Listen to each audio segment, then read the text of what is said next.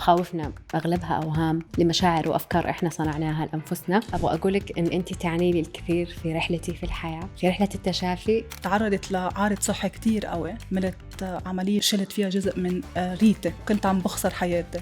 كل شخص مر بتجربة بهذا العمق، إيش اللي ممكن يلهمه في اللحظة؟ ما تفكر الزواج هو الحل لمشاكل حياتي. هلا أنا ميك اب ارتست، عملت ميك اب لإلي بيوم عرسي لحالي. سويتي الميك اب لنفسك؟ إيه أكيد.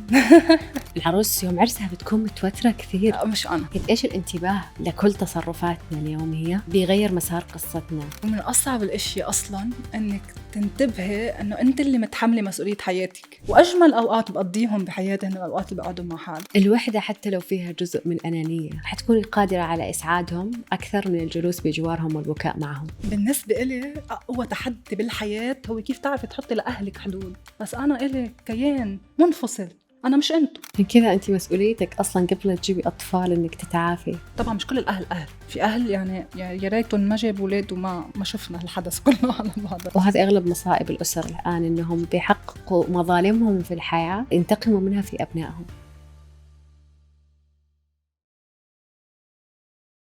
أهلاً وسهلاً، أنا رقية الأعرج وهذا برنامج فيم توكس، برنامج للسيدات منهن وإليهن. أستضيف اليوم سيدة رائعة، أستضيف فوزية مهدي. أهلاً بكم، تابعونا.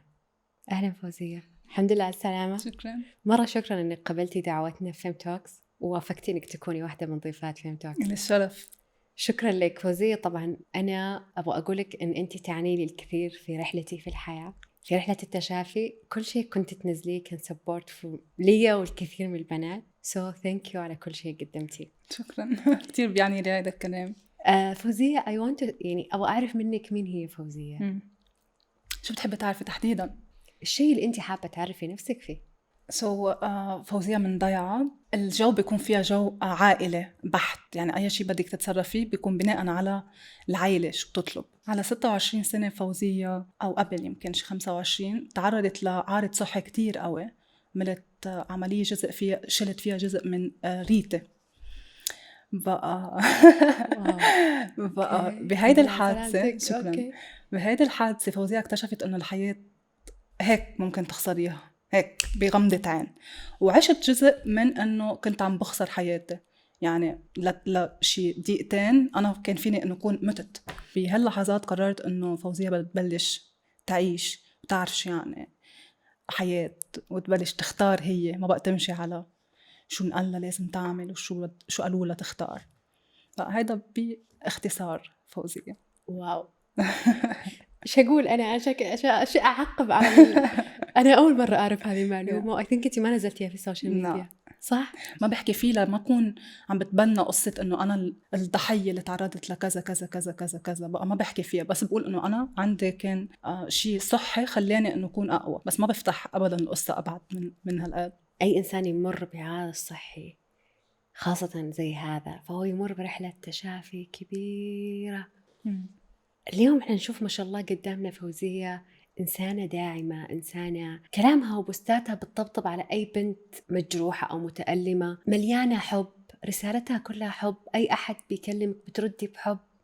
كيف قدرتي توصلي أو كيف إيش اللي ساعدك إنك تكوني بهذه الصلابة ما شاء الله الظاهرية؟ يعني إحنا ما بنعرف شو بيدور داخل الإنسان، بس أنت بتعكسي صورة حنونة جدا رغم أن أنت مريتي بتجربة مؤلمة جدا. التجربة مش مرة واحدة، كانت تجارب متعددة على كل فترة من الفترات، تجربة مختلفة جدا. بس الأهم من هيدا أنه بكتير مراحل أنا كان بس بدي بنت هيك تطبطب لي بدون ولا أي سبب. بقى قررت أنه أنا بدي أكون هيدي البنت لنفسي من البداية وللأخريات، بقى أنه بركي بترتاح أنه ما بدي أشيل البنت إلا أنه شوية هيك عطف يعني. واو. يعني أنا أعتقد كثير من قصص الناس اللي بيكونوا وصلوا إلى مرحلة إنهم تعدوا نفسهم، تعدوا تجربتهم في إنهم يكونوا ملهمين للآخرين، بالفعل بيكونوا مروا بتجربة وصلوا فيها لأعمق نقطة من ما راح أقول اليأس لكن أكيد. نقول من الظلام. الرجعة. يا أكيد. لكن خليني أفوت أكتر بقصة اليوم اللي صار معي الحادث بالعملية. حرفياً أنا قعدت 3 أيام بعناية مشددة. العناية المشددة فيه بوجهي ساعة حيط وساعة ونرابيش وأجهزة وإلى آخره. أنا عم بطلع على الساعة، كل ما عم يمرق دقيقة عم أعرف شو يعني الحياة مع كل دقيقة. تخيلي عد كل ثانية عم تبرم بالساعة وقول إنه أنا ما بقى بدي شي من الدنيا، أنا كنت عايشة ملكة بس أنا مش عارفة. رغم إنه قبل أنا كنت معتبرة حالي ضحية ومظلومة ومقهورة والحياة صعبة وبتنطاق. بقى صرت لا، أنا ملكة، أنا ما في بجنن بقى. من وقتها بدي أعيش كل لحظة عم تقطع، بدي أقدرها، بدي أحس فيها. مين ساعدك في هالمرحلة؟ يعني هل كان في أشياء ملهمة لك، أشخاص معينين، شيء؟ يعني أنا بسألك هالسؤال مو عشان أعرف عن فوزية، بس عشان كل شخص مر بتجربة بهذا العمق، إيش اللي ممكن يلهمه في هاللحظة أو بعد، يعني بعد مرور هاللحظة أو هالتجربة؟ ليك ثاقبت إنه أنا انجبرت من بعد إنه أقعد لحالي على فترة كتير طويلة. ممنوع شوف ناس، يعني مش بخياري، بخيار الحكيم إنه ممنوع تطلع برات الهيدا، بده يكون المحيط تبعها كتير معزول، بدها تكون قاعدة لحالها، بده يكون هيدا. بقى بقعدتي لحالي صرت اتعرف على انا مين، انا شو بدي. واذا انت هلا انفتح لك حياه جديده وانفتح لك فرصه جديده لترجعي تعيشي، شو بتختاري؟ كيف بتحبي تعيشي؟ شو بتحبي تعملي؟ كيف تحبي تمضي هالاوقات اللي انت قاعده فيهم لحالك؟ بقى اللي كان عم بيساعدني بالاضافه لاهلي طبعا لهم كل الفضل، يعني وامي تحديدا. انا ضد كلمه انه واحد بس يقول انا، يقول اعوذ بالله من كلمه انا لا، مع كامل الاحترام لنفسي وكل الحب لنفسي، نفسي كانت هي الداعم. واو، نقدر نقول إنه أي إنسان إذا ما كان من نفسه هو يبغى ينهض من جديد، صح. أيا كانت مين ما اجى من برا، مين ما اجى، مستحيل يغير شيء. طيب أنا في شيء مرة يعني أشوف، هبدأ فيه من أول شيء. هذا أبسط شيء جذبني فيه، وقفني للحظات طويلة. مهنتك الحالية ميك اب ارتست، صح. انت صرتي مساهمة في أهم لحظة لأي بنت مقبلة على حياة جديدة، وهذه اللحظة انت بتسويها بطريقة مو عادية. أنا استوقفني مرة كنتي قاعدة تقولي للضيفة بصوتك إيش تنوي وإيش تفكر وإيش تشعر وإيش تحس. التصرف هذا يمكن لو أحد مش واعي ما حيفهم، يقول إيش قاعد تسوي ميك اب وخلاص. أنا وقتها حسيت إنك كأنك بتدعميها روحيا وطاقيا ومعنويا، إنه تنوي لنفسها أجمل الأشياء اللي في اللحظة هي متوترة وضايعة.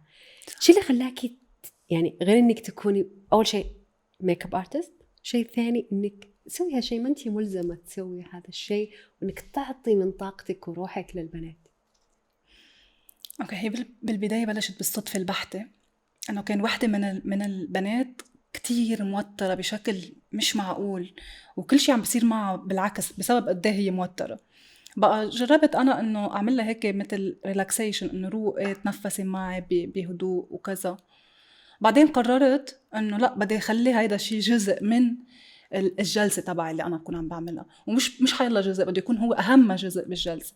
لانه البنت بيوم عرسها، تخيل كلنا بنعرف انه بتكون عندها 100 شغله بدها تعملهم، ومعتبره انه هيدا انه هون بتخلص الدنيا. بقى هي وما في حدا يلفت لها نظرها على انه استمتعي، انبسطي، كوني موجوده بهاللحظه، مش مطلوب منك شيء اكتر من انه تنبسطي، بس كوني موجوده.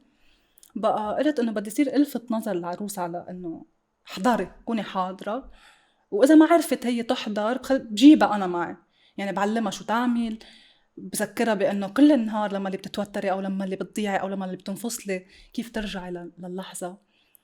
بقى هيك بعتبر هلا صرت انه هيدي اجمل، قد ايه بحب كون عم بعملها ميك اب، بس بالنسبه إلي هاي تاتش حتضلها مذكرتها كل حياتها اكثر من انه اجت وحده عملت لها ميك اب. وعندي شيء كمان بكرهه كتير، بانه انا متعامله مع بنات بمناسبات عم يعملوا لي اشياء، بتعاملك كانه، مع احترامي لكل الناس اللي بيعملوا ميك اب، بس عندك ربع ساعه من وقتها، هودي الربع ساعه بتخلصي، بتقومي بتجي وحده بتقعد بدالك. هو اللي عم يعمل لك ميك اب ببطل موجود، بصير مثل الماشين. انا هذا الشيء ما بحبه ابدا. انا اذا بدي اكون عم بشتغل شيء بدي اكون بكامل حضوري موجوده. بقى هيدا الشيء خلاني انه احب اللي عم بعمله اكتر، وحس انه أنا مش مجرد بعمل ميك اب، أنا عم أثر معك بنهارك، وعم بنقلك نهارك من مجرد إنه نحن رسمنا على وجهك وجملناه، لأنه اترك معك شيء بهيدا النهار. فوزية، أنا أبغى أسمع منك أكثر عن هالموضوع، لأنه الزواجات عموما وهي أعظم شيء أو من أعظم المراحل في حياة أي إنسان رجل أو امرأة. تحولت هذه الليلة لحالة عملية تجارية ربحية، مين يربح أكثر، مين ياخد عملاء أكثر، مين يدخل فلوس أكثر. والسر اللي حقول لك إياه أو كثير ناس يعرفوه إنه أنا كنت فيديوغرافر لمدة يمكن 8 سنوات لزواجات على جميع المستويات، وشفت قد إيش الموضوع صار بلا روح. صح، ومش بس وبشع، واللي بيكون عم يشتغل حتى بيكون مش كاره شغله وكاره هيدا، والعروس والعريس بيصيروا مثل عم بيمثلوا دور ويركضوا يركضوا يركضوا، بيخلص العرس بفكروا حالهم بحلم، ما بيعرفوا شو صار لك. حتى الناس اللي بيجوا ما بيتذكروهم قد ما بيكونوا عم يركضوا كل العرس مش موجودين. طيب خليني أبدأ بأول شيء، إيش تنصحي العرايس كذا أنت من تجربتك وعملك؟ أول شيء إيش تنصحيهم في المجمل، وبعدين إيش تنصحيهم في الميك اب، أو كيف يختاروا الميك اب ارتست حق أول شيء عندي نصيحة برات الميك اب. بلش بأنه ما تفكر الزواج هو الحل لمشاكل حياتك. واو. ما تفكري انه اذا تجوزتي حتروحي انه انه رايحه على لا لاند. ابدا مش هيك، ابدا مش هيك. وبتمنى انه كل بنت تعرف قديش الزواج هو مسؤوليه، قد ما كنت متحمله مسؤوليه هي بعد اكبر، انه انت متحمله مسؤوليه حالك، صار معك شريك ملازمك مدى الحياه، وهذا شيء ابدا مش سهل. ما بعرف قد ايه بيلفت نظرنا له نحن قبل ما نتجوز انه في مسؤوليه ومش مزحه، وبدك تطولي بالك وبدك تتحملي، بدك تفتحي هيك قلبك وتتنفسي نفس عميق قبل ما تفوتي على هيدا الشيء وتفهمي هذا الخطوه شو هي. بالنسبه للميك اب الا للعروس يعني بيوم عرسها انه عبري انت شو عبالك وشو بدك، وهيدا احكي، ما تخافي منها للميك اب ارتست، قولي شو عبالك وكوني موجوده. كمان برجع بعيد، استمتعي باي لحظه عم تمرق، انت عم تبني ذكرى، هيدي الذكرى رايحه معك مدى الحياه، ممكن تتكرر ممكن لا تتكرر. ودايما بقولها للعروس هيك، انت هلا بلحظه ممكن تعيديها وممكن ما تعيديها، بقى استمتعي، انت شيء مختارتيه مفروض، ولحظه ناطرتيها. نحن بنخلق، نحن البنات من اول ممنوعه ناطرين اليوم اللي بدنا نلبس فيه فستان ابيض، تخيل صح؟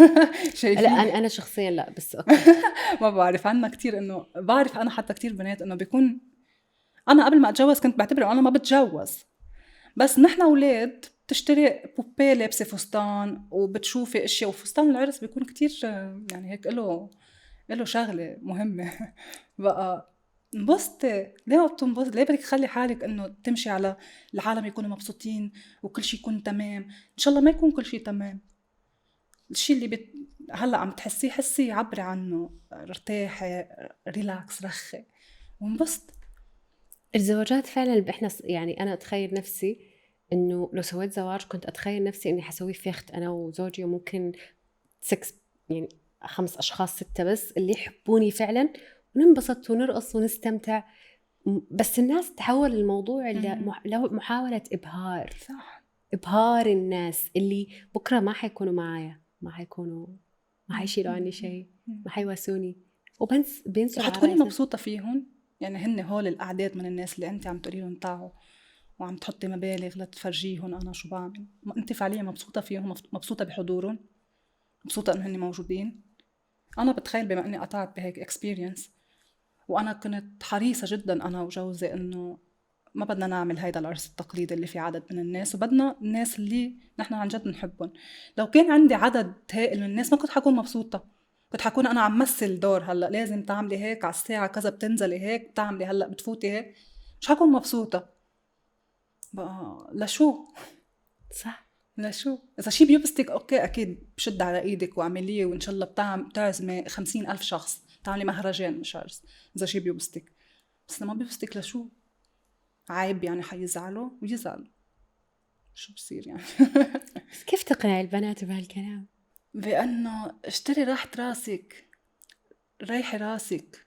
هودي يعني دايما نقول شيء، وصار كتير عالم تقوله، انه هول المصاري اللي حتروحي تحطيهم لا يجي 50,000 شخص يستمتع، ما بعرف قد ايه حيستمتع. بصي فيهم انت وجوزك، روحي برمي فيهم، اعملي فيهم حسب قديش المبلغ يعني، اعملي فيهم 100 شغله لإلك. اذا ما بدي اقول لك اعملي شيء لإلك انت واستثمري وما بعرف شو، ما بديش فوت هالقد، بس انبسطي فيهم انت وجوزك. يعني اذا كنت بدك تعملي شهر عسل بمطرح هالقد، اعملي تور بهون المصاري اللي بدك تعملي فيهم عرس. واو.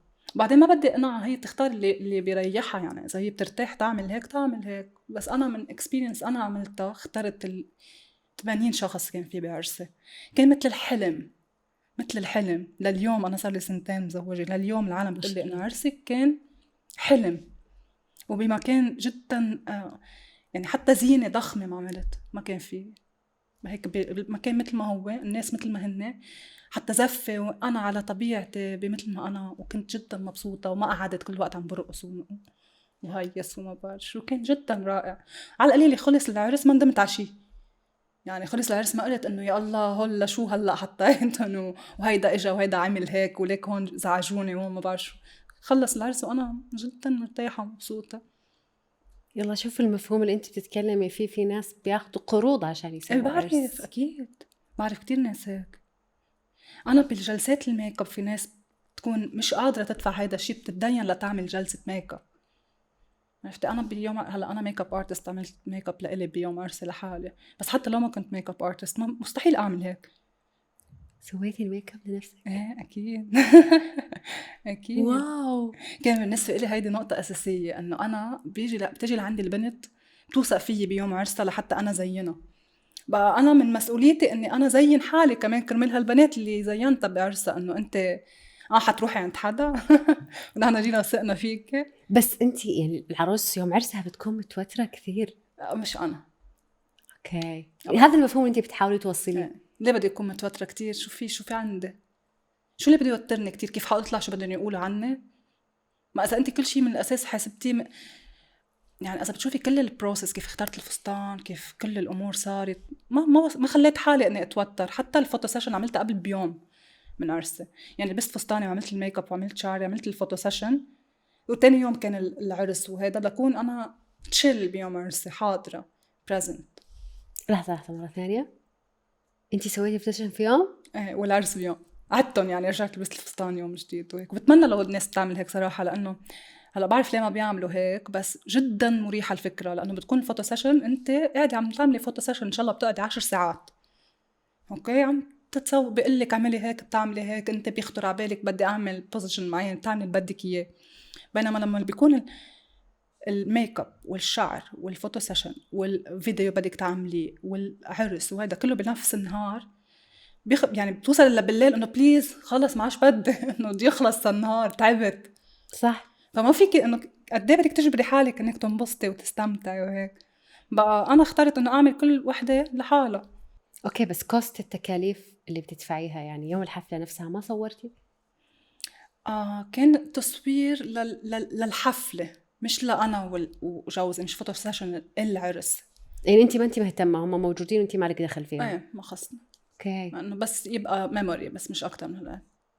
واو. ايه، انا كانت الحفله حلوة. هي حفله، انا هيدي حفله عرسي، بدي انبسط، بدي ارقص، يعني ما قعدت ولا لحظه بالعرس. الناس ممكن تدفع كوست قد كذا في انه تزيد عدد الحضور، بس ما حيستكثروا انهم يدفعوا كوست حق ميك اب مثلا وشعر ومصور يوم اضافي. انه لريح حالي انا بدي اعمل ميك اب مرتين، لا بدي ادفع هول مرتين، لا. اشياء بتريحك ما بتعمليها او ما بيعملوها، بس اشياء خلي ابهر الناس واعمل اشياء للناس، يلا بندفع بلاوي. فكرة مرة ملهمة. ايه بالنسبة لي لا، العكس، ريحي حالك انبسطي. شو الاشياء يوم لإلك، يعني من اكتر الايام يلي هي فعليا عن جد هي بس لإلك انت الجوهر تبع هيدا النهار، صح ولا لا؟ انت السنتر اوف اتنشن، انت كل العيون عليك، كل الاشياء عليك، والناس بتكون عم تحبك بطريقة يعني مش شايفتيها من قبل. عرفتي نظرات الناس بقى اعملي عيشيها للماكسيموم. هذا النهار لإلي، خليني يكون لإلي للآخر. والعروس أصلاً سبحان الله ربي بيحط عليها في يوم عرسها جمال وروح صح. مختلف تماماً. صح. ما هيك برنسس بحالها. ما أدري شلون، يعني كل الطبقات. أنا دخلت زواجات من ناس بسيطة إلى بيوت يعني ملكية. العروس يوم العرس حتى لو في أحد لابس نفس لبسها هي ما في حدا يكون لابس نفس لبسها. لا مثلا لو قلنا لو لابسين أبيض قصدك ملكة مثلا، ولا ديزاين الفستان نفسه بس لون ثاني. لا هي النجمة بيصير في كذا في جلو صح لأنه هي بتكون من جوا الإحساس بيكون مختلف، عرفت، حاسة بحالها وهيك. طبعا إذا كانت موجودة. أنت كم سنة لك بتشتغلي في الميك اب؟ شي 8 سنين. وشغلي بالميك اب كان كتير بالصدفة. أنا دارسة علوم اقتصادية، شي ما خصه أبدا بهذا الشي. ما اشتغلت بالعلوم الاقتصادية ولا مرة. كنت بالجامعة وبلشت أعمل ميك اب شي 8 سنين صاروا.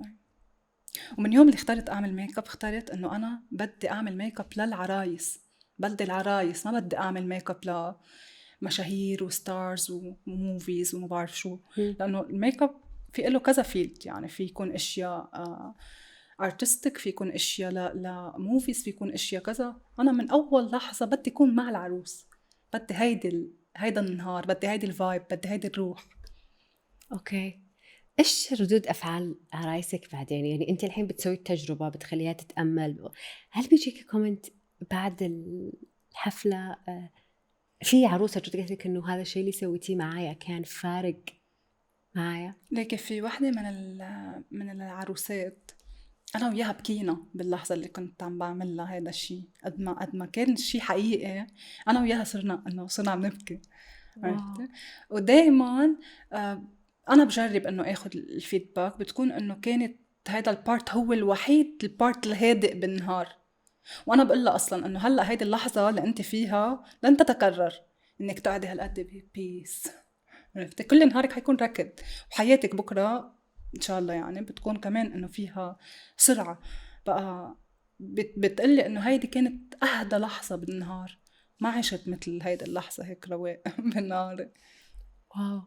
طيب الحين فوزية بسألك، أنت الحين عندك 2 لاينز تكلمنا عن الميك اب، وأنا منبهرة حقيقة برؤيتك للموضوع وشغفك وأنت بتتكلمي. يعني كذا اللي بيكتشف الشيء اللي بيحبه غير الشخص اللي أنا درست فبشتغل الشغل اللي درسته. حدثينا عن رحلة حب. يعني أنا الميك اب اللي أنت تكلمتي عنه كله حب، بس أنا أبغى أعرف عنك كان رحلة حب الثانية اللي بنشوفها على حساباتك على السوشيال ميديا. قصة رحلة حب إنه أنا كان عبالي كل الوقت إنه بدي أظهر هيدا البارت من حياتي، بس بدي إياه كمان يكون بطريقة لطيفة، وأهم شيء بمصداقية وشفافية بحتة. يعني بدي أحكي الإكسبيرينس تبعي إنه أنا تغيرت من جوا طبعا، من كيف تحولت من بنت ضحية إلى بنت هي مسؤولة عن كل خيارات حياتها وكذا. بدي أعبر، بدي أقول للبنات إنه، أو ما بدي أقول لهم، بدي فرجيهم إنه ليكي أنا وياكي مثل بعض، ما تفكري حالك لحالك، مش أنت لحالك موجودة وعندك هيدي المشاكل، أنا كمان عندي هيدي المشاكل وخلصت. كان هيدا الهدف الأساسي. فقلت إنه كيف بدي، جربت على إنستغرام وهيك إني أعبر عن هول الأخبار، بس دايماً قدامك تعبري بدقيقة ونص يعني تشرحي للناس هالأشياء. فقلت إنه بتعرف شو، ما حدا يفكر كتير بالموضوع، يلا نعمل رحلة حب.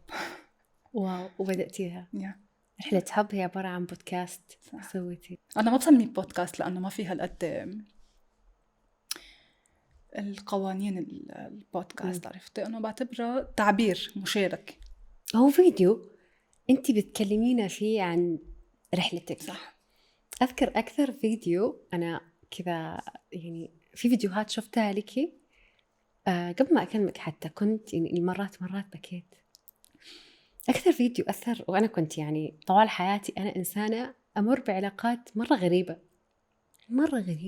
يعني إيش اللي بيصير؟ إنه أوقات بتوقفي تقولي للكون كله إيش أنا إيش الذنب اللي سويته عشان يمر علي كذا كل ما أطلع؟ ليش أنا؟ إيش الغلط اللي ارتكبته؟ ليش بتعاقب كل هالعقوبات في كل أنواع الشخصيات؟ شفتك كنت بتحكي عن كيف إنك تخطيتي هذه النقطة في حياتك.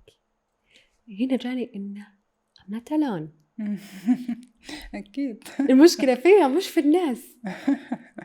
أكيد. أنا أبغاك تتكلمي عن هالنقطة الحين كذا بطريقتك. ليك شو هو من أصعب الأشياء أصلاً إنك تنتبهي إنه أنت اللي متحملة مسؤولية حياتك، إنه كل شيء عم بيصير هو من إيدك بسببك أنت، إن كان بوعي ولا من دون وعي. أي نتيجة عم تحصل عليها بحياتك هي بسبب فعل أنت افتعلتيه. هلا طبعاً بمراحل الطفولة أو الأشياء اللي بتصير من برات قدرتك يختلف الموضوع، بس برضو طريقة تعاملك مع الموضوع حتى اللي صارت معك بطفولتك بتخليك شو تاخدي نتائج بقى. كمان أنت المسؤولة كيف تعاملتي مع الموضوع. بعدين قررتي إنه بدي أتمسك أنا فيها لهيدي البنت اللي ظلموها وقهروها وعملولها، ولا لا بدي أقولها تعي لقلك حبيبتي أنت نفسي أنا البنت الصغيرة، أنا رح ساعدك وأنا رح أخدك وأنا رح أعمل لك اللي بدك إياه وأنا حدك وأنا كل شيء إلك بالدنيا. بقى أي واحدة أنا قلت لحالي إنه أنا رح كون لإلك الحبيب، رح كون لإلك الأم مع احترامي لأمي ووجودها والله يخليها، والباي والخاي، ورح كون لإلك الفارس الأحلام، هيدا الشخص اللي قاعدة ناطرتيه كل حياتك إنه بدي يجي واحد يعاملني بهيدي الطريقة الرومانسية، أنا حكون هيدا الرومانسية لحال. طيب هذه الرحلة خلينا نسميها اكتشاف الذات. لا نقدر نقول رحلة الاكتشاف اللي مريتي فيها هذه، لا اليقظة، مرحلة اليقظة اللي يمر فيها أغلب اللي بيدخلوا في تجارب صعبة، بعدها بيطلعوا في رحلة غريبة، رحلة اكتشاف الذات اللي أنت بتتكلمي عنه، واللي يمكن أنا مريت فيه وأنتي وكثير من البنات اللي أو الأشخاص الناس عموما بعد مرورهم بلحظة كانت اقتربوا فيها من فقدان الحياة فيعودوا للحياة ولكن بمفاهيم أخرى، وروحهم ترى مفاهيم أخرى. هذه الرحلة فيها سقوط ونهوض والكثير من الألم. الواحد لما يبدأ رحلة اكتشاف الذات بيتوقع أنه أوكي بكرة أنا صرت كذا، أنا فعلا كذا. اكتشافنا أنه ما في قواعد ولا وعود ممكن تحصل عليها من رحلة التشافي، قد إيش هو محطم، وفي نفس الوقت بيصير فيه جودة حياة. كيف هو شيء مش منطقي أنه أنت بتفقد ناس وبتخسر أشياء وبتمر بهزائم، بس في نفس الوقت جودة حياتك بتتغير. يعني أبغى أسمع رأيك في هالموضوع. كيف يعني هو فلسفة، ما هو شيء منطقي، إحنا قاعدين نحكي عن تجارب شخصية. بالنسبة لي أجمل شيء بالحياة الفلسفة، من أكتر الأشياء اللي تمتعني هي الفلسفة. لقلك شو، من فترة كتير قصيرة يعني من شي 4 أيام صار عندي حدث بحياتي موجع، وقلت بالضبط مثل ما أنت عم تقولي إنه يا الله إنه عشان أحصل على شي لازم هالقد أتوجع، إنه هل هيدا شي يعني هي ديناميكية بنمشي فيها ولا؟ بس رجعت فكرت هو حسب أنت شو عم تطلبي، شو بدك، شو عم تطلبي منه لله. مثلا أنا طالبة إني بدي أتحمل مسؤولية، بدي كذا كذا كذا، الأشياء اللي طالبتها إلها ثمن بالمقابل بدي أدفعه أنا أو أنت، أو بقى هيدا الثمن أوقات بيكون بيوجع، بيكون كبير، بس كمان اللي بتكوني عم تطلبيه وحتحصلي عليه على أكيد كمان بيكون كبير. بتكوني مش عم تطلبي شيء يعني سهل. فهمت علي شو قصدي؟ وهي بناء على أنت من الأساس شو عم تحكي معه لربك، أو شو عم تطلبي من الكون، شو الأشياء اللي بدي إياها. في أشياء تمنها غالي، بس وصولك للأشياء هذه بعد هذا الألم أحيانا بيخليكي توصلي منهكة يعني. بس مش أنت بدك توصلي طيب ما ينفع أوصل بطريقة أسهل؟ لكن ما حسب كمان شو بتصيري تفسري الألم.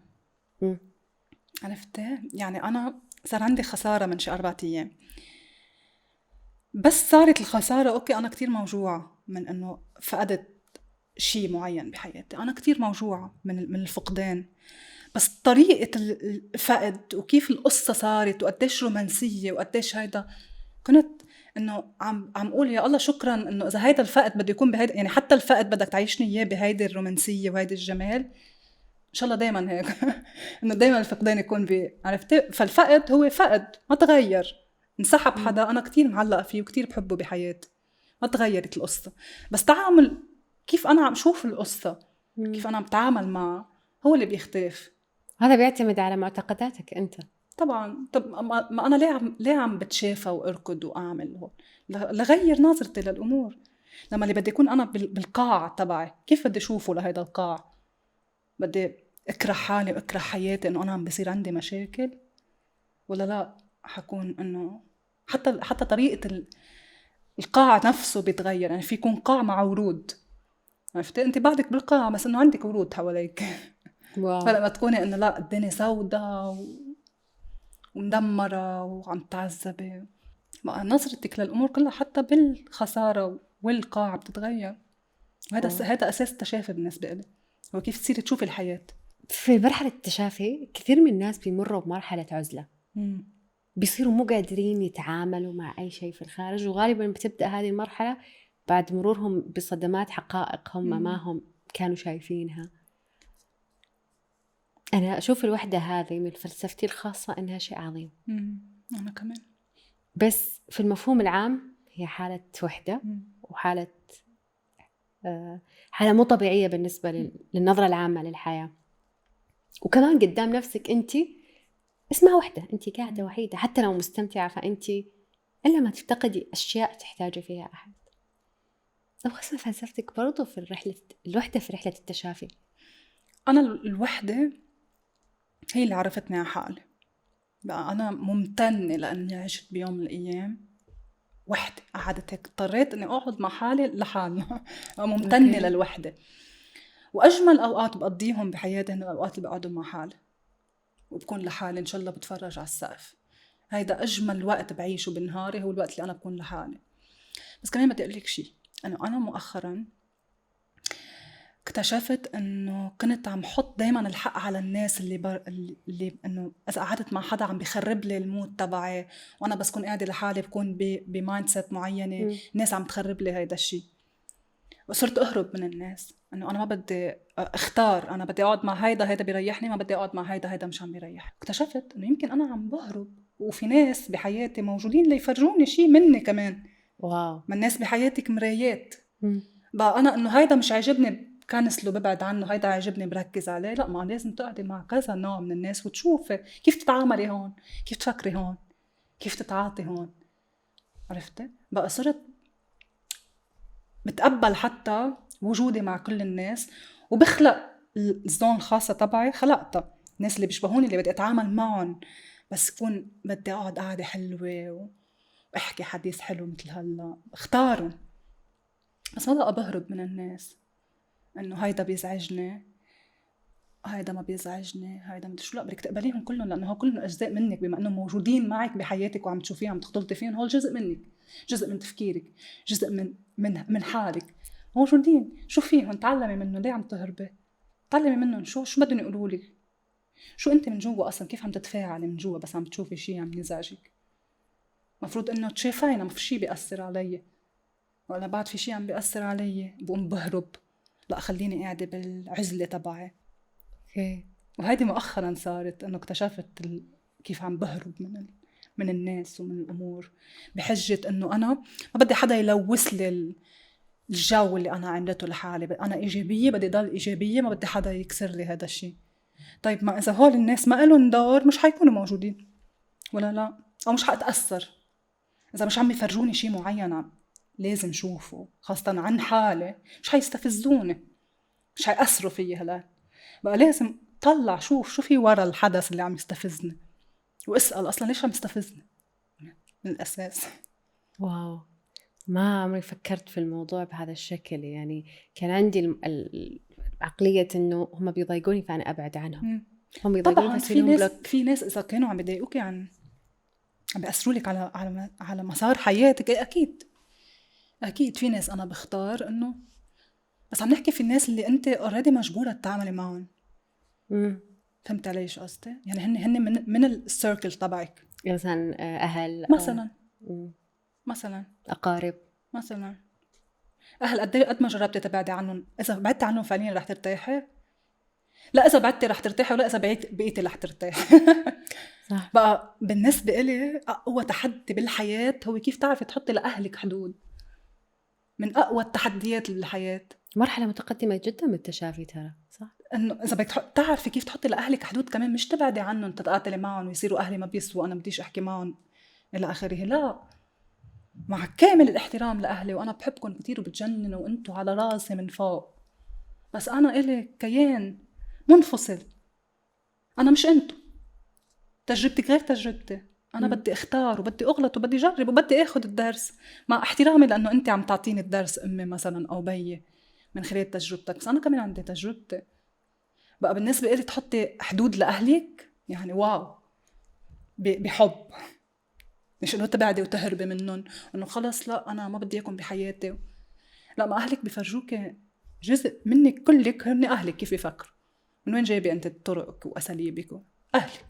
طيب ممكن يكون مش اني متخانقه معاهم او انه انا ما ابغى اشوفهم، بس ممكن يكونوا بيذكروك بقصه الم معينه، يعني انت مثلا مو عاجبك شكلهم، مو عاجبك حالهم، مو عشان انت تبغي تغيريهم. وغالبا هيك بصير، غالبا بس تبلشي برحله تغيير اول شيء بتحقدي عليه اهلك، اول شغله، او اكثر ناس بصيروا يزعجوك ويعصبوك ويوتروك هن اهلك، بس هذا دليل على انه بعد في شيء جوا ما راح، انت ما شفايت الشيء جوا، لا انت عم تضحك على حالك، احو بعده موجود ما عم بيذكروكي فيه، اذا انت شفيتي منه مش مفروض تتاثري. اوكي، عرفت شو قصدي؟ بس مش حقد، في فرق بين الحقد شوفي وبين التعاطف، التألم لهم. يعني الحقد هذا انت تبغى تنفر منهم، لكن انا اتكلم ان انت من كثر تألمك على وضع معين بيمروا فيه فانت بتهرب. قطعت بهذا الشيء كمان وصار يوجعني، بس شوف انه لانه صرت بعرف انه طريقه تفكيرك هي اللي بتوصلك لحياتك، بقى بس شوف اوقات انه كيف عم بيفكروا بمواضيع، بس بتعرفي هلا شو بقول؟ قديش باقيين لي اهلي بالحياه، قديش بعد رح اعيش معهم ايام، واصلا كتر خير الله انه عندي اهل اعيش معهم ايام، بقى انا ليه عم بحكم عليهم؟ لحقتهم ليه كيف بيفكروا، ليه كيف بيعملوا، ليه كيف مدري شو، استمتعي معهم كمان. حتى اهلك اذا بالوقت اللي انت قاعده معهم فيه استمتعي، خلي يكون وقت متعه، خلي يكون هذا وقت انا هلا عايشه مع العائله، بشو بيعملوا شو ما خصني، مين انا اللي بدي احكم على الناس، انا بلتهي بحالي، بشوف اللي عم بيفرجوني اياه شيء مستفزني، على العظيم انتبهنا لشغله هلا انه بيعملوا هيك هيك هيك، انتبهي انت ما تعمليها. انا مثلا هيك بحكي مع حالي انه شفتي كيف بيعملوا وانت جزء من هيدي العائله، يعني هذا الشيء فيكي كمان، انتبهي انت ما تعمليها، ويصطفلوا. حتى ما بقى بقول لهم انه ليه عم تعملوا هون هيك وليه بتعملوا هون هيك، ما خصني، ما هن عندهم تجربه كمان وعندهم رحله وعندهم خيارات ومسؤولين عن خياراتهم، واذا وقعوا بمأزق بدهم يتحملوا هن مسؤوليه خياراتهم، صح ولا لا؟ هذه نقطة، هذه نقطة احنا كثير بنفكر انه احنا لازم ننقذهم.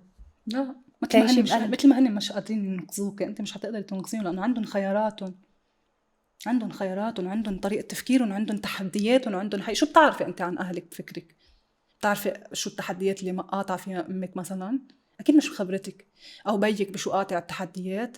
انا هلا جيت وعيت وتشافيت، بدي اشوف حالي على اهلي، انه انا صرت بفهم كم شغله وبدي اعلمهم الحياه كيف وما بعرف شو بعرفني بشو قاطعين هن. بقى تغير منظوري من عتب وغضب وهيدا على أهلي، لا بالعكس، بدي احتويكم مثل ما أنتم، أنا عم بتعلم الحب. بدك تحبي حدا بدك تحبيه مثل ما هو، بأخطائه بكذا، بدون ما تحكمي عليه بمشاكله بدون، بس ما تفوتي معه بمشاكله، انتبهي. هين النقطة، تنجري معه لمشاكله، هذه النقطة. لا بدك تحافظي على حالك كمان. أكيد لا، ما بتنجري. كيف أنا هذا موضوع نبغى نتكلم عنه، لأني بفصل حالي عنهم صراحة. أنا بفصل حالي عن أي حدا بعتبر إنه أنا عندي تجربة وهو عنده تجربة، وبسمع المشكلة. إذا كان مطلوب مني شيء أكيد بعمله من عيوني لأي إنسان بالكون، وإذا كان أهلي بعد من عيوني 2. بس إذا مش بإيدي أعمل شيء مش حسيرهم بأنه أمشي معكم على أنه مثلا معظم الأهل ضحايا وعايشين دور الضحية بامتياز. وبتخيل اليوم إنه بالنسبة إلي إنه إذا أنا شفيت وبطلت ضحية حأشفي العائلة كلها معي. أنا إذا عندي شيء مطلوب مني إني أنا انشافى، إني أنا أكون منيحة، وبس أنا حكون منيحة كل اللي حوالي حيكونوا منيح. طب إيش شلون نفرق ما بين مفهوم الأنانية لعامة الناس وبين إنك بتبعديه الفترة عشان تتشافي؟ الأنانية لعامة الناس، يعني الناس لما تشوف إنك أنت مثلا ممكن إنك تبعدي أو تفصلي نفسك عن أهلك لفترة عشان تتشافي، بتشوف إنها أنانية منك. المفترض أن أنت تعيشي معاهم. أوقات ممكن تكون أنانية، أوقات ممكن تكون أنانية. إيه؟ أنا أوقات قطعت بمراحل أنانية. كيف تعرفي إنه أنت أنانية؟ لما اللي بتصيري إنه أنت مش معاجبك شيء وأنا بدي انتبه لحالي وأنا بدي حافظ على حالي وأنا شيء عم يزعجني إلى آخره. إيه أوقات تكوني أنانية بس ماشي الحال، مهم ترجع تنتبه إنه أنا هون كنت أنانية. أنا كتير أوقات كنت معتبرة إنه أنا لأني بحب حالي بدي أعمل كذا كذا كذا، وهلأ اليوم في أشياء بعتبر لقيت إنه أنا ما كنت بحب حالي، أنا كنت أنانية، لا بحب حالي ولا بحب غيري، أنا لا أحب حالي ولا أحب الآخرين وأنا أنانية. بس أوقات إلك حق على نفسك إنه تبعدي لحتى تقدري تكوني موجودة وتعطي بحب، لأنه أنت لو قعدتي معاهم في البيئة اللي هم، وطبعا المقصود مش إنه أنا أترك بيتهم وأمشي، الفكرة إحنا بالشعور إذا قادرة تترك، إذا عندك الاستقلالية والحرية الكافية إنك تتركي وتبعدي تنفصلي، يا عين حتصير العلاقة بتجنن، لأنه أنت مانك قاعدة معهم 24 ساعة وعم بتشوفي اللي هن عم بيشوفوه وأنت جزء من هيدا الشيء. إذا قادرة تعملي هيك بيكون عظيم. يعني هو في الوطن العربي صعب، مو أي بنت قادرة تسوي هذا الشيء، مو كل بنت مسموح لها. لهيك البنت حلم حياتها تتجوز، لأنه بهالحالة الوحيدة أنت تطلعي بتعيشي برات أهلك. وزوجي طول اليوم في الدوام فأنا قادرة غالبا بس تهربي من أهلك يطلع لك جوزك هو باترن أهلك نفسها. إذا أنت تجوزتي بنية أنه أنا بدي أهرب وأتحرر وهيدا، بيجي لك جوزك يا محلى أهلك، يعني بصير تقولي يا الله شو كانوا أهلي منيح. فإذا لازم نحل القصة مع أهلنا أكيد. أصلا الشعورية قبل ما أكيد ولا حترجع تتكرر، وهن أهلك هن نموذج عم يطرحوا لك شيء لا تتشافي، عم بيفرجوكي أشياء لا تطهريها، ولا إذا ما تطهرت من أهلك حتضل ماشي معك من رفيقة بتجي تعمل لك نفس الشيء، وحبيب وصديق كله حيجي بيعمل لك نفس الأحداث. من أهلك تقبليها أوقات إنه هودي أهلي، بتحطي الحق عليهم، بتلوميهم، بتعملك أشياء كذا، بس من أشياء من العالم الباقي بتوجع. أنا أحس إنه أنا كذا رحت في عالم عميق مرة في الكلام، بس في نقطة للآن أنا أحس إني محتاجة أفهمها أو أناقشها، أسمعها من صوت أحد ثاني، إنه الوحدة حتى لو فيها جزء من الأنانية أحيانا ممكن يوجعهم إنه أنت تركتيهم، ونجاحك ممكن يوجعهم إنه أنت تخليتي عنهم، بس أنت مجرد ما تشدي عودك حتكوني قادرة على إسعادهم أكثر من الجلوس بجوارهم والبكاء معهم والنحيب معهم. أكيد. يعني أكيد. مش الخروج بنية أني أنا كرهتكم وما أبغاكم. لكن مش أنت قلت شيء كمان أنه بس حتنجحي حتوجعيهم، لا، إذا كانوا الأهل أهل، طبعا مش كل الأهل أهل، في أهل يعني يا ريتهم ما جابوا أولاد وما شفنا الحدث كله على بعضنا. بس أنا عم نحكي في حال الأهل القدر المستطاع، ما بعرف قديش عنا بالعالم العربي أهل متوازنين صحيين، بس قدر المستطاع حينبسطوا لك. لا بالعكس، لا بس أنا ما أقصد إنهم يعني يزعلوا أو فترة اللي أنت عم تبعدي وتعملي ما حينبسطوا، بس تعملي الحدث ويشوفوه بصيروا بيزقفوا لك إنه واو رح نشوف. لا وكمان إنه الألم اللي أنا بقصده ألم إنه هي قادرة تسعد نفسها ومش بتسعدنا. يعني أوقات الأهل ممكن يكون تحدي إلك، ممكن يكون تحدي. هيك تعلمت شغلة، قريت شغلة هذيك المرة بأنه الأهل مش موجودين لإسعادك، أوكي؟ الأهل موجودين لشي واحد، هن إنه يستفزوك، أوكي؟ لحتى تطلع اللي جواتك، تطلع الحقيقة. هن مش موجودين وصعب كتير ما بتلاقي أهل دعموا أولادهم بيوم من الأيام لو شو من كان، بس بده يعملوا شيء مختلف عن الرؤية تبعهم ما بيدعموهم كل الأهل. بس إذا أنت عندك شيء مختلف بدك تعمليه مش حيجوا يزقفولك ويطبطبولك ويقولوا لك يلا إيه نحن معك، لا، هن بيوقفوا بوجهك أصلاً. بتصير العملية هن بدون وعي طبعاً منهم، بس العملية بتصير لا يتحدوك لا يستفزوك لا تمشي أنت، لأنه نحن بنمشي بالتحديات. لما أنا بيجي بقول لك لا ما حيطلع منك شيء، مش حتقدري تعمليها، مفكرة حالك شو حيطلع منك، سيدي بتحطي الفكرة براسك لا بدي أعملها جكارة فيكم، بدي أعملها غصب عنكم، بدي أعملها صح، بتصير هي مثل دافع إنه أنا بدي أعمل وفرجيكم. بقى كتير لقيتها حقيقية الفكرة إنه إيه، وخلتني إنه ارتاح إنه واو إذا ولقيتها منطقية، أنا ريحتني إنه هن موجودين لا حتى يطلع مني الحقيقة، يعني مثل عم يسلخولك، هن عم بيساعدوك على سلخ جلدك، بتوجع كتير، بس اللي بده الطح بده يقول صح. بس في أهالي داعمين، في أنا يعني مش ما إذا شيء هن شايفينه صح برأيهم، صح، إذا هن شايفين القصة مثل ما هن راسمينها، بس شوي كان الابن مختلف، لا ما بدعم. صح، ما بدعم. صح. ذكرتيني مقولة قرأتها كذا في سوالف الكومنتس حقت انستغرام، كانت عن الرجل الثري. قالت إنه لا تحلموا بفكرة الحصان الأبيض الثري اللي حيجي ينقذكم، لأنه الثري هو أصلاً عايش برضو في دائرة التروما زي اللي أنت عايشة فيها. إنه أهله لازم يزوجوه بنت في نفس الوجهة يكون لها ارتباط برضو بمصالحهم الشخصية أو رؤيتهم للحياة. فترى هو قاعد يعاني زي ما أنت قاعدة تعاني، فلا تعتقدي إن سعادتك أو أحلامك حتكون عنده. شو بتعرفي عن مشاكل الأثرياء وعقد الأثرياء؟ شو بتعرفي عنهم؟ أنا شخصياً يعني لا مش أنت شخصياً، للبنت اللي قاعدة ناطرة حصان أبيض يعني، ويجي واحد مليونير إنه يمسح لها دموعها بالدولارات. شو بتعرفي عن التروميات؟ حتعرف أصلاً تتعامل مع البروتوكول اللي في حياته ولا لا؟ نحن نفكر إنه الحياة إنه إذا هي المصاري هي اللي حتحل الأزمة، مع حبي الكامل للمصاري واحترامي لإله. أوكي، بس هي مش حل لا شيء. صح. مع إنه الأثرياء ترى في فئة منهم فعلياً هم زينا. يعني الفكرة إنه أنا نشأتي كانت طبقة متوسطة، أوكي أندرج من عائلة يعني لها تاريخها في التجارة وكذا، بس إنه نشأتي أنا كأسرتي، أنا ماما وبابا كنا أسرة متوسطة أو فوق المتوسطة بشوية. لما تعمقت وصاحبت بنات من هذا المجتمع لقيت إن عندهم مخاوف وترومات زيهم زينا. طبعا الفلوس مو هي كل شيء فعليا. بطلوا بشر يعني، إذا هن صار معهم، إذا كان حدا صار مليونير ولا بليونير، بطل بشر يعني، صار كائن فضائي.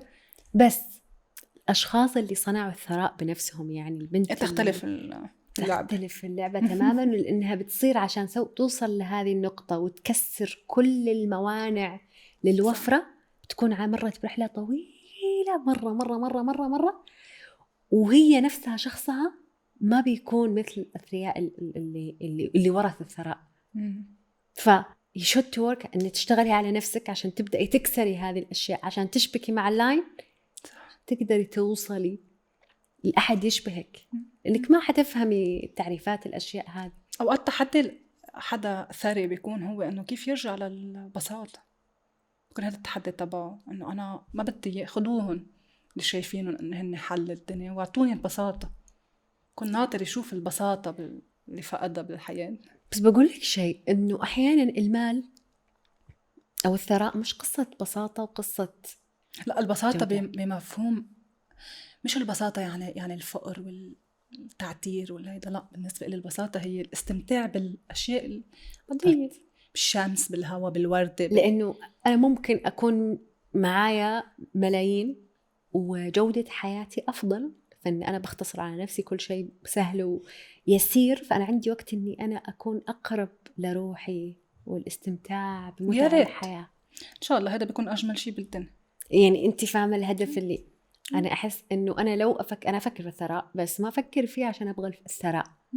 أنا بفكر في جودة الحياة اللي أنا ماني مضطرة أعيش في أزمة معاناة، البقاء على قيد الحياة. ما بدي أعيش بمعاناة، بدي أستمتع. وبستاهل. أنا مثلا بفكر بالثراء أو إنه هيدا، بأنه أنا بستاهل إني أتدلع وأتغنج وأعمل هول الأشياء. بالضبط. إنه ليه لا، وإنه أنا لازم أستمتع وساعد برضو بأنه أنا إذا كان ورح يكون إن شاء الله معي عندي ثروات، حكون من الناس اللي تستاهل يكون عندها هذا الشيء، بسبب إنه شو حتعمل. أنا كمان بعتبر الثراء هو مسؤولية. خليني أسألك سؤال من فلسفتك بعد.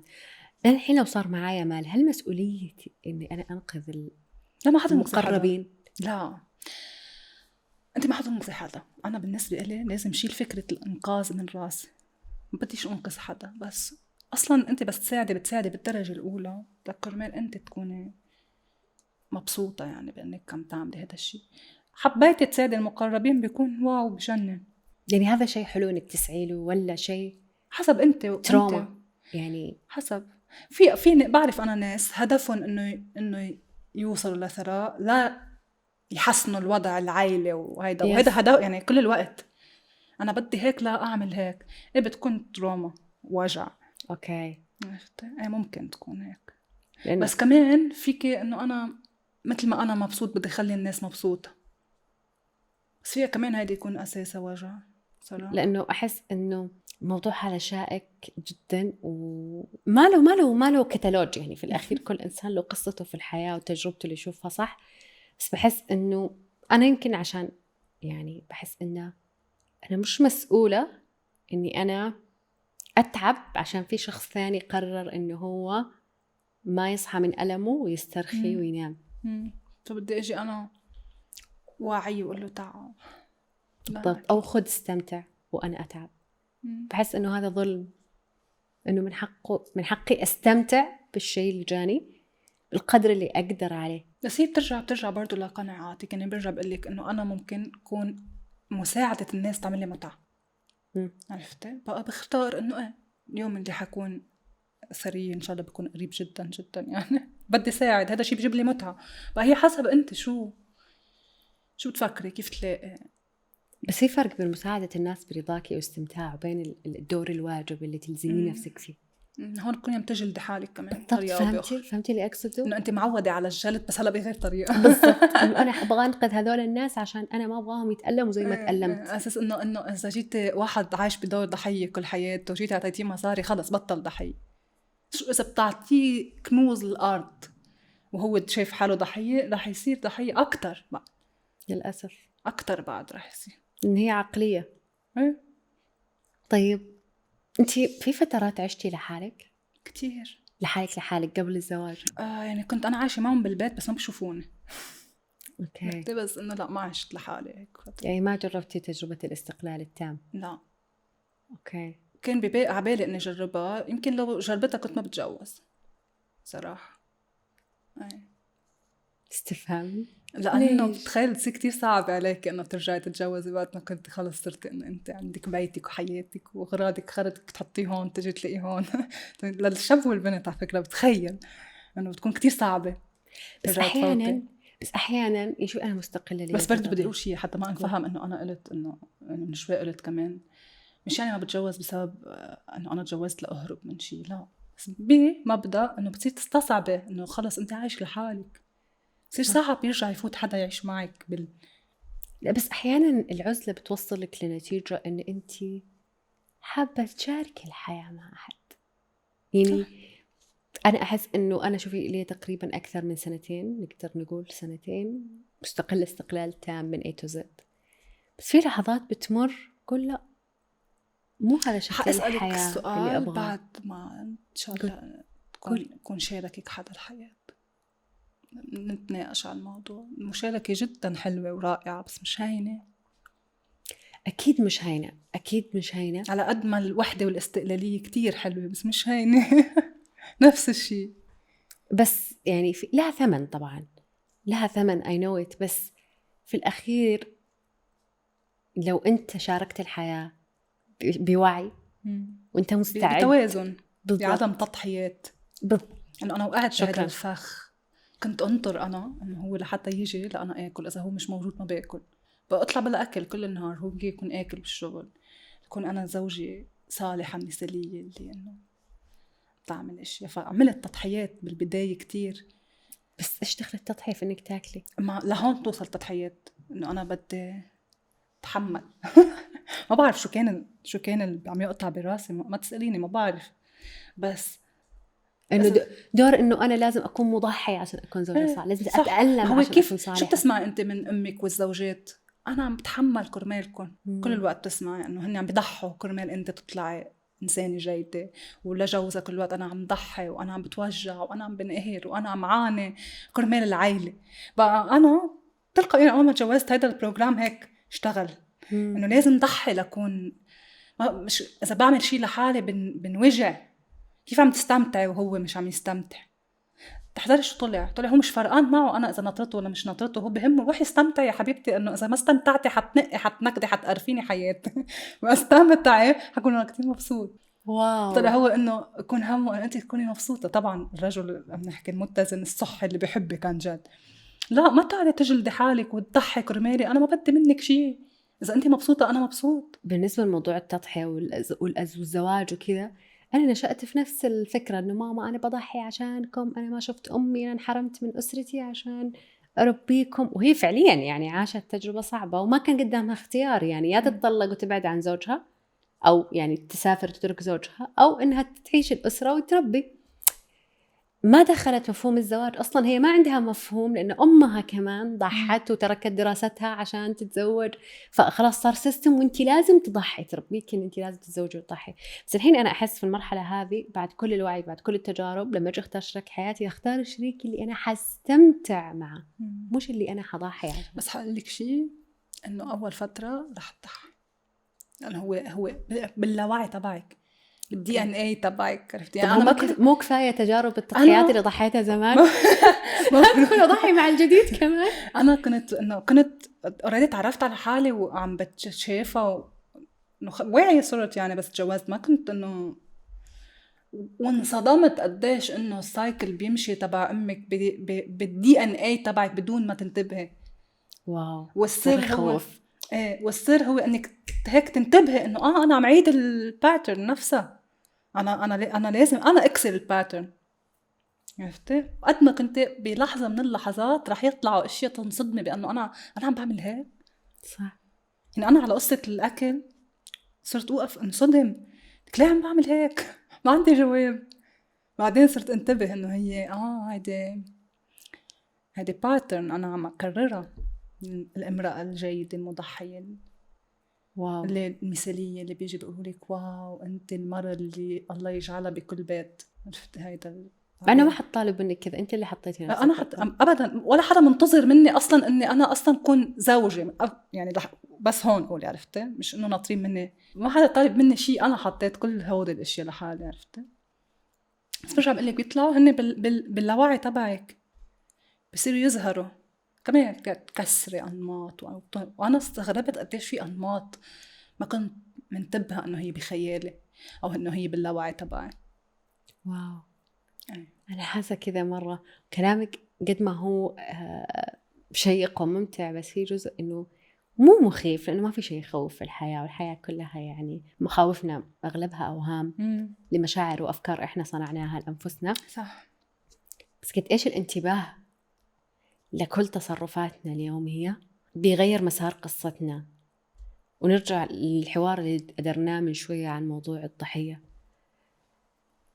تستوعبي إن أوكي أنت ورثتي أشياء من أهلك، أنت نشأتي في بيئة أكثر ما بتتخيلي، بس أنت في إيدك برضو. قد ما الموضوع مؤلم ومخيف إنه أنت معاكي هذه الأشياء، بس قد إيش أنت قادرة تغيريها وتستمتعي بتغير ألوان حياتك في كل ستيب يبقى هي بتغيريها. بس مطلوب منك إنك تنتبهي إنه أنت عم تكرر النمط، هيدي مش حقيقتك، هذا التصرف ما بيشبهك، هذا التصرف مش أنت، هيدي مش حقيقتك. بس أنا بالنسبة لي إنه بس انتبه إنه أنا عم كرر نمط معين، خلصي.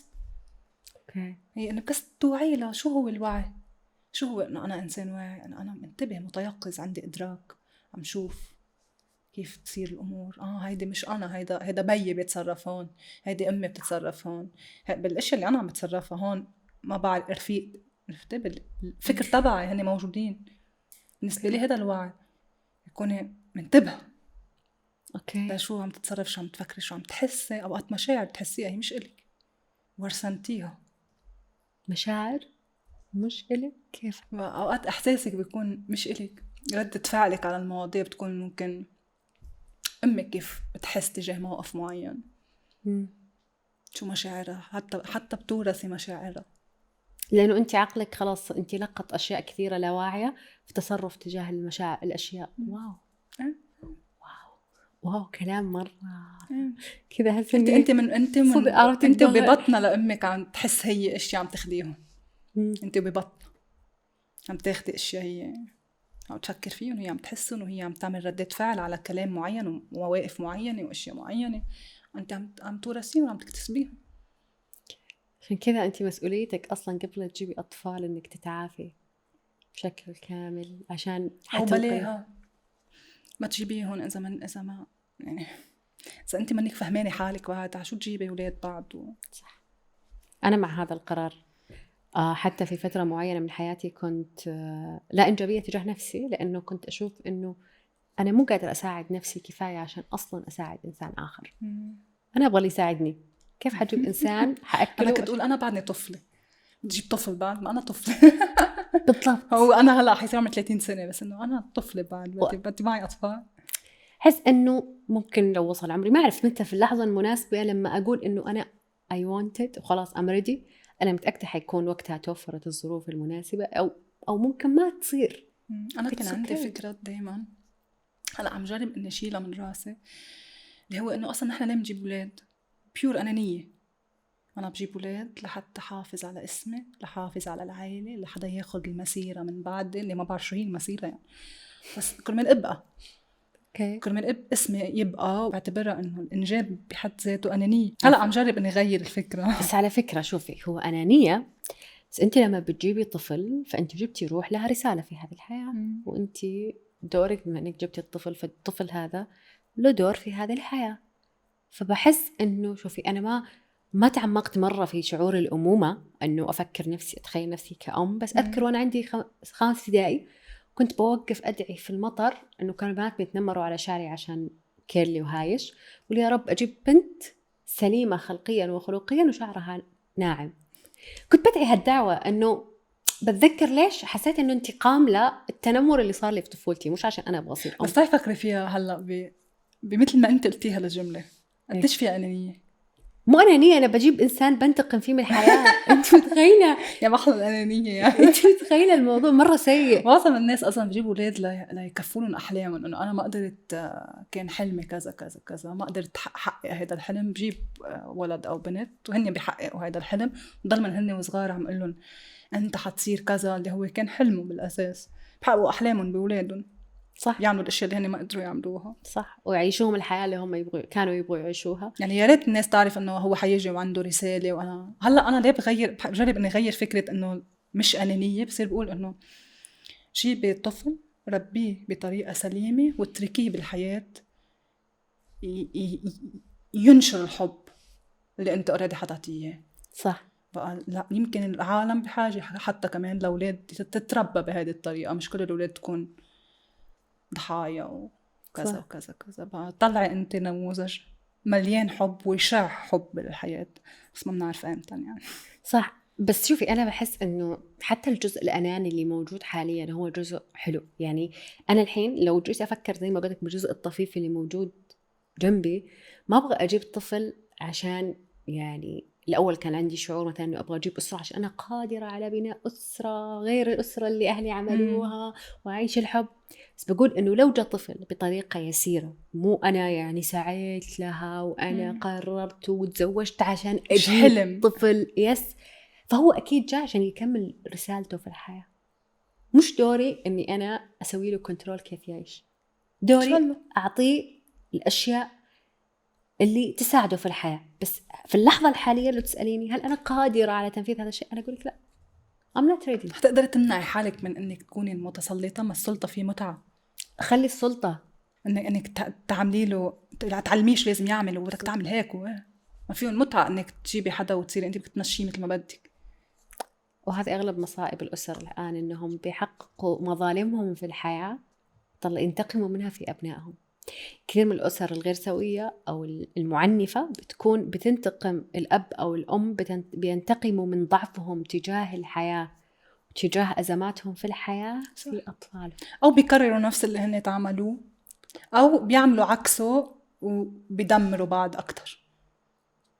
يعني بيعتبروا إنه أنت ما شفتي أنا شو عايش بحياتي، أنا عم عاملك هلأ أحسن معاملة، وهو إنه حارق نفسك يعني بالمعاملة. هو ما سمعك في الأخير، ما بيسمعوا أنت صح. إيش وأنت مين وإيش تبغى، ومش شايفك كيان حر من الأساس، أنت ملكة. وأتمنى أنا إنه يوم من الأيام إذا جبت أطفال يعني أقدر أمنع حالي إنه أشوف إنه هاي ملكيتي الخاصة. بس هي جزء كبير بعتبر إنه هي، لأنه الأهل عموما بيشوفوا إنه أنت ملك لإلي، أنت إلي. واو، فعليا الأهل بيشوفوا هذا الشيء، بيشوفوا إن أنت يجب أن تخضع إلي إلى أن أموت. إيه طبعا، أنت مني. بس ما نقدر نلوم الناس على هذا. وأنا بجيب ولد صار يبقى مقاطعك لحتى يحملني بآخرتي. يا أخي جيب، سوي فلوس وخلي فلوس، جيب أحد يقعد معك، ما أنت مضطر تجيب ولد.